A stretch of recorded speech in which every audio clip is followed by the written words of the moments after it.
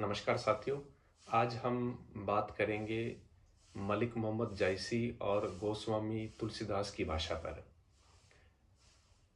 जायसी निर्गुण काव्य धारा की प्रेमाश्री शाखा के प्रतिनिधि कवि हैं, तो दूसरी तरफ तुलसीदास सगुण काव्य धारा की राम भक्ति शाखा के प्रतिनिधि कवि हैं।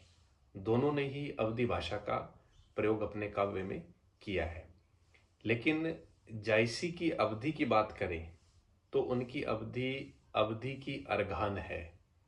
ये अवधि किसी अन्य कवियों में हमें देखने को नहीं मिलेगी। जायसी को जब हम पढ़ते हैं तो ग्रामीण संस्कृति, उस समय के प्रयुक्त ठेठ शब्दों की मिठास, रस, गंध देखने को हमें उनके काव्य में मिलती है। तुलसी की भाषा में यह है मिठास नहीं है।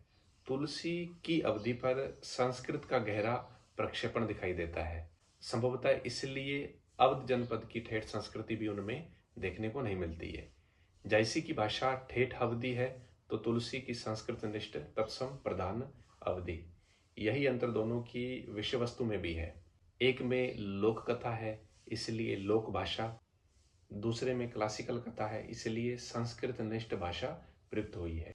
जायसी अपने शब्दों का चुनाव गांव के सामान्य स्त्री पुरुषों की बातों से करते हैं, लेकिन तुलसी की भाषा में वैदिक और लौकिक संस्कृत के शब्द भरे पड़े हैं।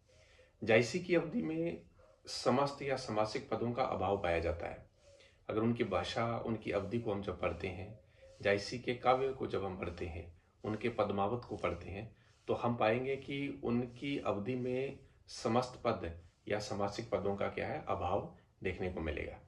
लेकिन तुलसी की अवधि में बहुत अधिक समस्त पदों या समासिक पदों का प्रयोग देखने को मिलेगा।